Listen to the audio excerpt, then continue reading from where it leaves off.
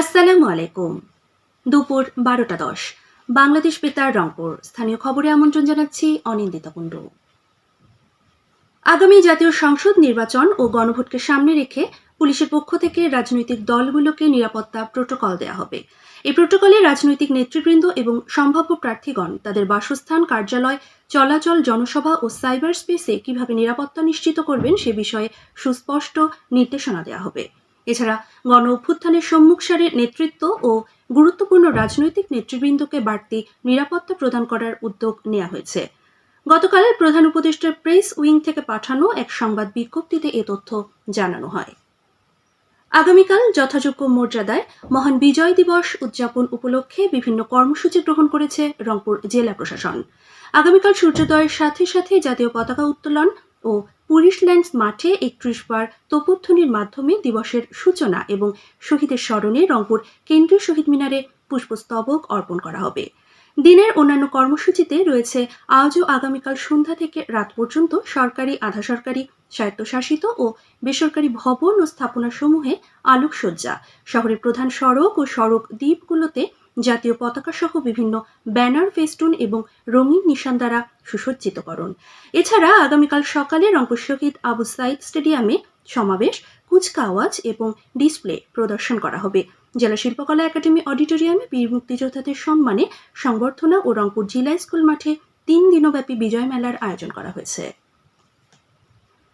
এদিকে জয়পুরহাটে কেন্দ্রীয় ঈদগাহ মাঠে আগামীকাল সূর্যোদয়ের সাথে সাথে 31 বার তোপধ্বনির মধ্য দিয়ে মহান বিজয় দিবস উদযাপনের আনুষ্ঠানিকতা শুরু হবে।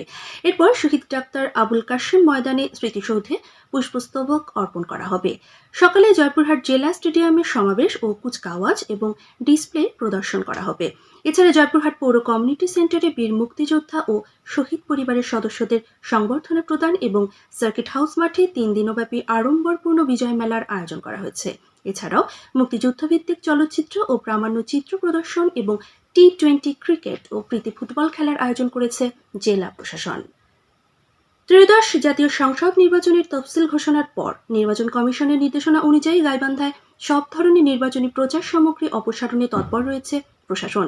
গতকাল গাইবান্ধা শহর সহ জেলার ফুলছড়ি ও পলাশবাড়ি সহ বিভিন্ন উপজেলাতে ব্যানার ও ফেস্টুন অপসারণ করা হয়। এ সময় উপজেলা প্রশাসন সহ নির্বাচন অফিসের দায়িত্বপ্রাপ্ত কর্মকর্তারা উপস্থিত ছিলেন। জয়পুরহাটে জেলা সার ও বীজ মনিটরিং কমিটির সভা আজ কালেক্টরেট সম্মেলন কক্ষে অনুষ্ঠিত হয়েছে। সভায় জেলা প্রশাসক মোহাম্মদ আল মামুন মিয়া সভাপতিত্ব করেন। সভায় কৃষি সম্প্রসারণ অধিদপ্তরের উপপরিচালক AKM সাদিকুল ইসলাম জেলার কৃষির সার্বিক পরিস্থিতি তুলে ধরেন। এ সময় অন্যান্যের মধ্যে জেলা সার ব্যবসায়ী সমিতির সভাপতি রওনকুল ইসলাম চৌধুরী সহ বিভিন্ন উপজেলার কৃষি কর্মকর্তাগণ উপস্থিত ছিলেন। কুড়িগ্রামের রৌমারীতে জিয়া সাইবার ফোর্সের নবগঠিত কমিটির নেতৃবৃন্দকে সংবর্ধনা দেওয়া হয়েছে। আজ সকালে উপজেলা বিএনপির কার্যালয়ে এই অনুষ্ঠানের আয়োজন করা হয়। উপজেলা বিএনপির আহ্বায়ক মোহাম্মদ আব্দুর রাজ্জাক এতে প্রধান অতিথি ছিলেন। মুস্তাফিজুর রহমান রঞ্জুকে আহ্বায়ক এবং সুখ বাদশাকে সদস্য সচিব করে গতকাল 14 সদস্য বিশিষ্ট আংশিক আহ্বায়ক কমিটি অনুমোদন করেছে জিয়া সাইবার ফোর্স কুড়িগ্রাম জেলা কমিটি। বিশ্ব সাহিত্য কেন্দ্রের আয়োজনে গাইবান্ধার পলাশবাড়িতে সততা, নৈতিকতা এবং মূল্যবোধ অবক্ষয়ে আমাদের করণীয় শীর্ষক এক আলোচনা সভা গতকাল অনুষ্ঠিত হয়েছে। স্থানীয় হাসান আজিজুর রহমান মিলনায়তনে আয়োজিত সভায় পলাশবাড়ি বিশ্ব সাহিত্য কেন্দ্রের সদস্য সাইদুর রহমান প্রধানের সভাপতিত্বে আলিউল ইসলাম বাদল, নবিউল ইসলাম ও আবদুল্লাহ আদিল নান্নু অন্যান্যের মাঝে বক্তব্য রাখেন।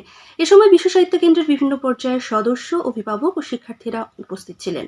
আলোচনা সভা শেষে সাধারণ জ্ঞান প্রতিযোগিতার বিজয়ী 8 শিক্ষার্থীকে পুরস্কার প্রদান করা হয়। কুড়িগ্রামের রৌমারী উপজেলার শীতার্ত মানুষের মাঝে গতকাল শীত বস্ত্র বিতরণ করেছে বিএনপি। উপজেলার চর শৌলমারী ইউনিয়নের শেখের বাজার ও পাখিউড়া এলাকায় 1000 শীতার্ত ব্যক্তির মাঝে একটি করে কম্বল বিতরণ করা হয়। জেলা বিএনপির সদস্য মোহাম্মদ আজিজুর রহমান বিতরণ অনুষ্ঠানে প্রধান অতিথি ছিলেন। খেলার খবর ফুটবল।